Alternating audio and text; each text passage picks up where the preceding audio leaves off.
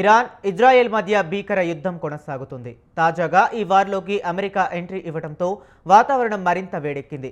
ఇరాన్లోని అణు కేంద్రాలపై అగ్రరాజ్యం బాంబుల వర్షం కురిపిస్తుండటంతో హార్మూజ్ జల మార్గాన్ని మూసివేసేందుకు ఆ దేశం సమాయత్తమవుతుంది. అయితే తాజా పరిణామాలు భారత్లో సహా ఇతర దేశాలకు ఇబ్బందికర పరిస్థితులు తెచ్చిపెడుతున్నాయి. ఇరాన్, జోర్దాన్, లెబనాన్, సిరియా, యోమాన్ సహా పశ్చిమ ఆసియా దేశాలతో భారత వాణిజ్యంపై తీవ్ర ప్రభావం చూపే అవకాశాలున్నాయి. యుద్ధం నేపథ్యంలో భారత్ నుంచి ఇరాన్, ఇజ్రాయెల్కు వెళ్లే ఎగుమతులు భారీగా తగ్గాయి. ఇరు దేశాలకు కీలక రూట్ అయిన హార్మూజ్ జలసంధి ఒకవేళ మూతపడితే క్రూడ్ ఆయిల్ ధరలు $80 ఎగువకు చేరే ఛాన్స్ ఉంది.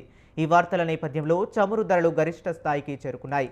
బ్రెంట్ క్రూడ్ బ్యారెల్ ధర 2.7% పెరిగి $79.12కు చేరింది. ఈ పరిణామం ఆసియా మార్కెట్లపై చమురు ధరలపై ఎఫెక్ట్ చూపనుంది.